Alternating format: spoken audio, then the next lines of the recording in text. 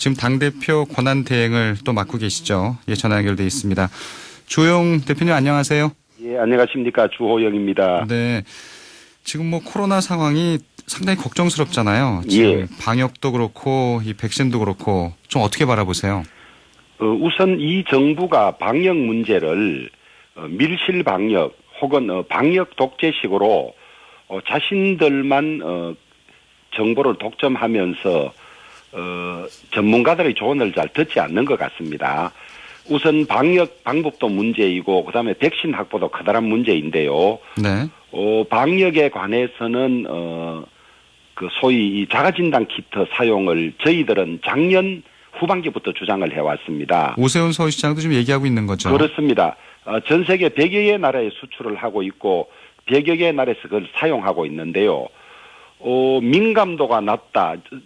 다시 말하면 정확도가 낮다는 이유로 정부가 거부를 하고 있는데 우리나라 전국에서 일시에 이 자가진단 키트를 사용해서 검사를 하면 감염자들을 엄청나게 많이 찾아낼 겁니다. 네. 그 사람들을 따로 격리하고 나면 이렇게 하루에 700명, 600명 나오는 것을 대폭 줄일 수 있는데 이걸 지금 끝내 하고 있지 않거든요.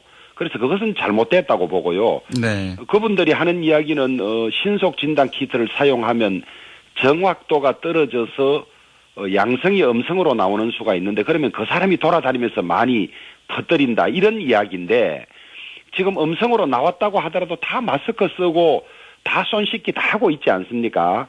그래서 자가진단 키트를 도입하는 것을 반대하는 질본의 입장 자체를 우리가 이해를 할 수가 없어요.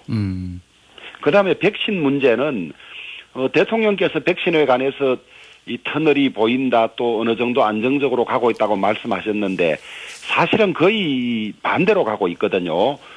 11월 달 집단 면역이 형성될 거라고 국민들에게 희망을 줬지만은 희망 고문에 그칠 것 같고 아스트라제네카 백신 이외에 안전성이 좀 더 높다는 화이자나 모더나 이런 것은 거의 지금 구하지 못하고 있고 또 아스트라제네카는 그 부작용 때문에 외국에서 하다가 중단도 하다고 한 이런 것 때문에 국민들 불신이 높아서 접종률이 지금 뭐 2.4%밖에 되지 않기 때문에 네.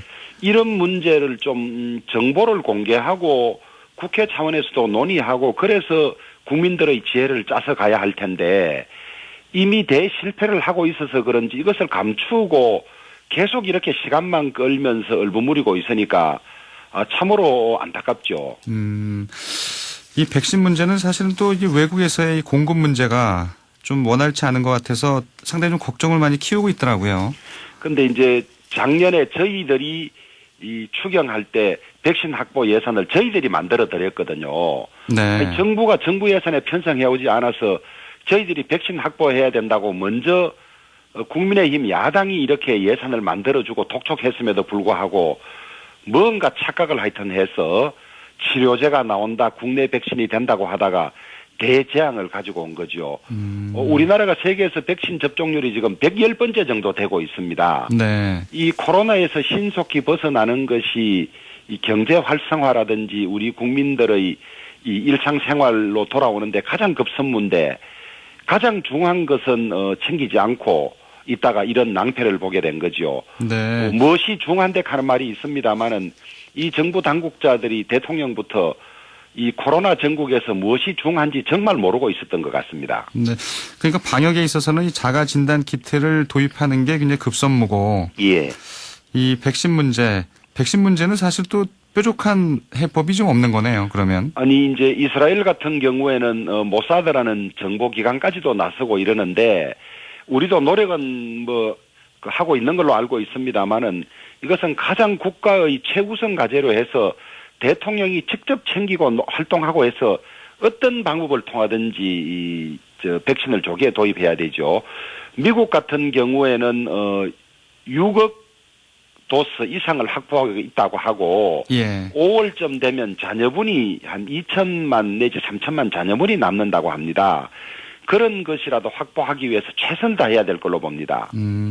지금 사실 이제 국민들 걱정은 사실 코로나와 함께 또 하나 이제 일본 이 후쿠시마 원전 오염수 방출 문제잖아요. 물론 2년간의 뭐 시간은 남아 있다고 하지만 이 상황은 좀 어떻게 바라보세요? 일본은 참으로 무책임할 뿐만 아니라 그 이웃 국가에 대한 예의도 제대로 못 갖추고 있죠. 그리고 또 우리나라 입장에서 보면 그 오염수를 방류한다는 계획이 있는 것을 오래전부터 알고 있었습니다만은 그냥 외교적으로 일부 항의하는 이외에 제대로 대응을 하지 못했습니다. 이 방류수가 나오면 미국이 가장 먼저 도달한다는데 미국에 네. 미국을 어떻게 외교적으로 일본이 설득해 놓았는지 크게 반대하지 않고 있지 않습니까?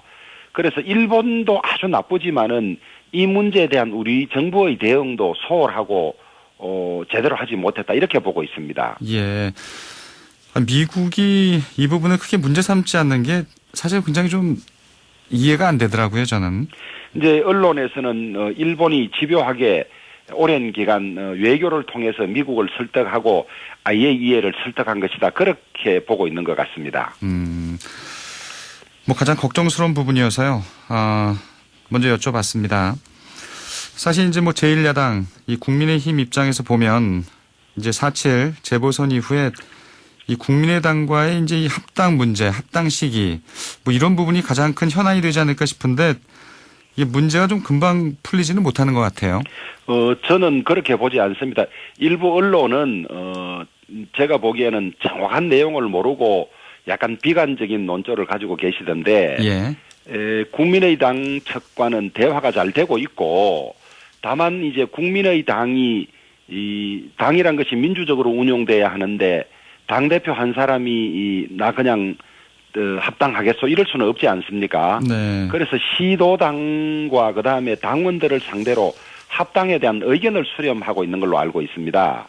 그래서 내주 중에는 그것이 결론이 난다는 것이고 또 합당은 양당이 합쳐지기 때문에 우리 국민의힘 측에서도 합당에 대한 의사를 어느 정도 모아야 하거든요. 예. 그래서 내일 의원총회를 열어서 합당에 대한 의견을 정리하고 또 월요일 날 전국 시도당 위원장 회의를 열어서 정리를 합니다. 예. 그러면 내주 중에는 결론도 나고 아마 좋은 결과가 있을 걸로 그렇게 생각을 합니다. 예.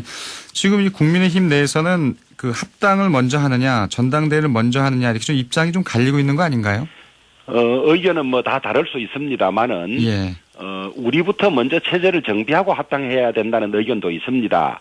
이제 그러면 우리 지도 체제가 출범하는데 시간이 좀 걸리기 때문에 합당 문제가 저 뒤로 넘어가지게 되죠. 예. 넘어가지게 되고 그다음에 그때 합당하면 합당 이후의 지도 체제가 또 논의돼야 됩니다.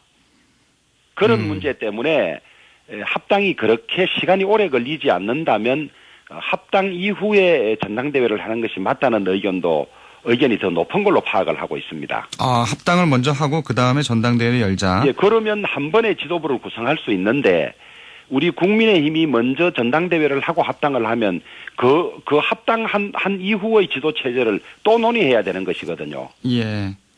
그런 문제 때문에 또 대선까지 시간이 그렇게 많이 남지 않았고 이런 문제를 오래 끄는 것은 바람직하지 않다는 의견들이 많아서 만약에 합당이 좀 늦어질 것 같으면 우리가 독자적으로 이 전당대회를 해서 지도부를 구성해야 하지만은 그렇게 긴 시간이 소요되지 않는다면 합당 후에 단일 지도부를 구성하는 것이 맞다고 그렇게 보고 있습니다. 네. 안철수 대표를 최근에 직접 만나신 거죠? 지난주에 뵀습니다. 예.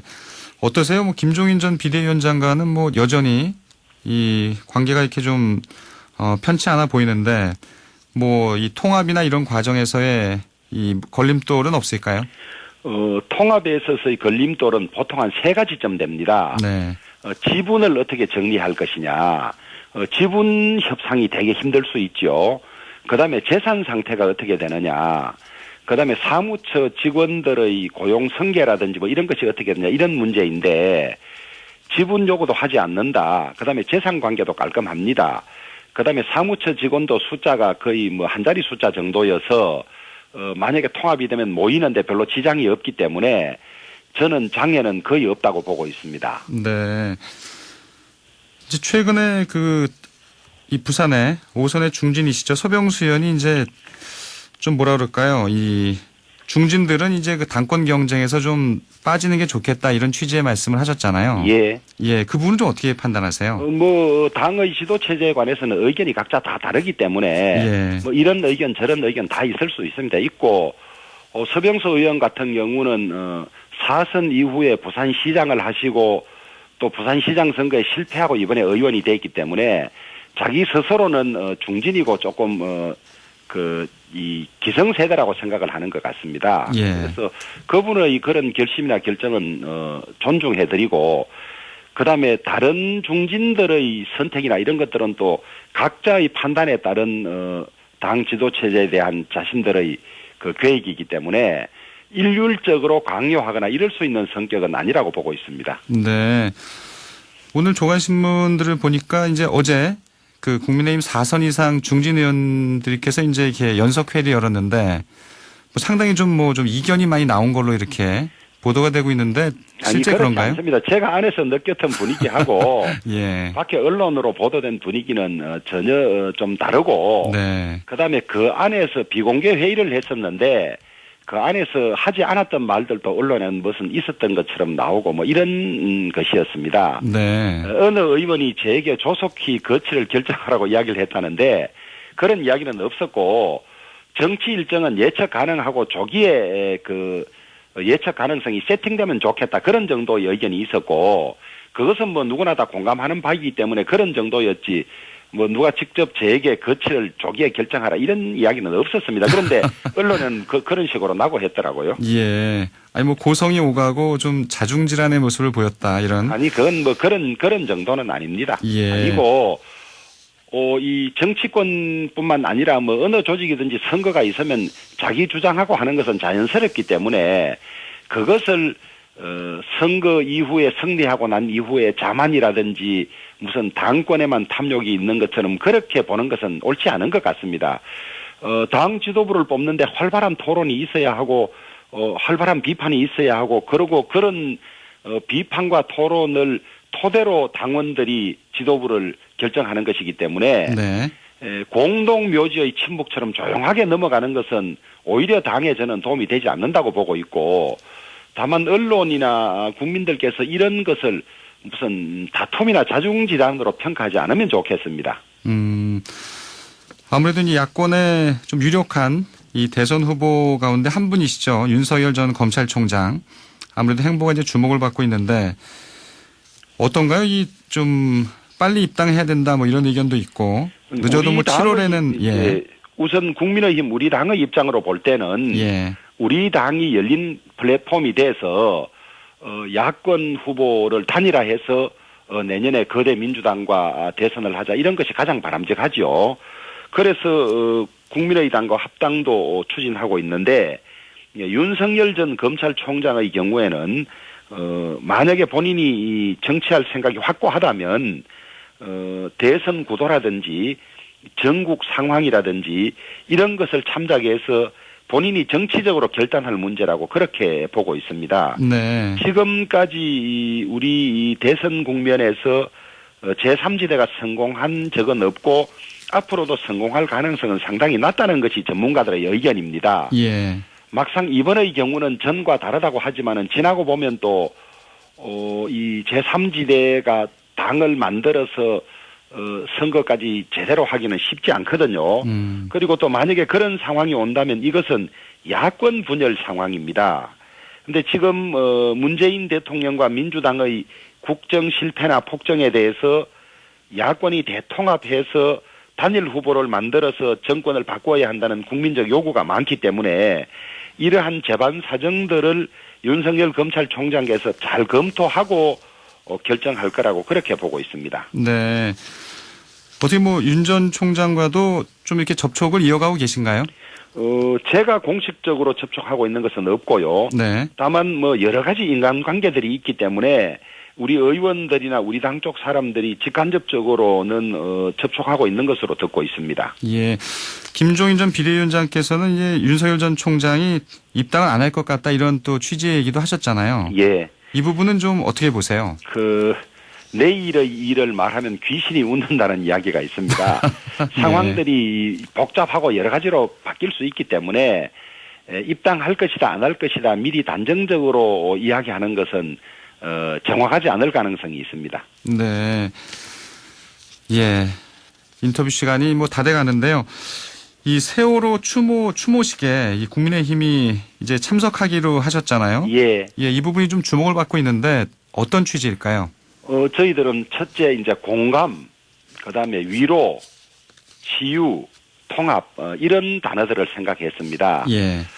생때 같은 젊은 고등학생들 300여 명이 참으로 안타깝게 사망한 사고지 않습니까? 거기에 대해서 아직까지 치유가 덜 되고 있고 또 절차들도 남아 있고 이래서 우리가 그 아픔에 공감을 하고 그다음에 그런 상처가 빨리 치유되기를 바라고 또 두 번 다시는 이런 불행한 사고들이 우리나라에서 일어나지 않았으면 하는 그런 것을 다짐하고 국민 통합을 위해서 노력하는 그런 의미에서 저희들이 참석하기로 했습니다. 네, 알겠습니다. 이번 참석이 처음은 아니고 네. 2주기 때도 참석한 걸로 알고 있습니다. 예, 인터뷰는 여기까지 듣겠습니다. 오늘 말씀 고맙습니다. 예, 감사합니다. 국민의힘 주호영 원내대표였습니다.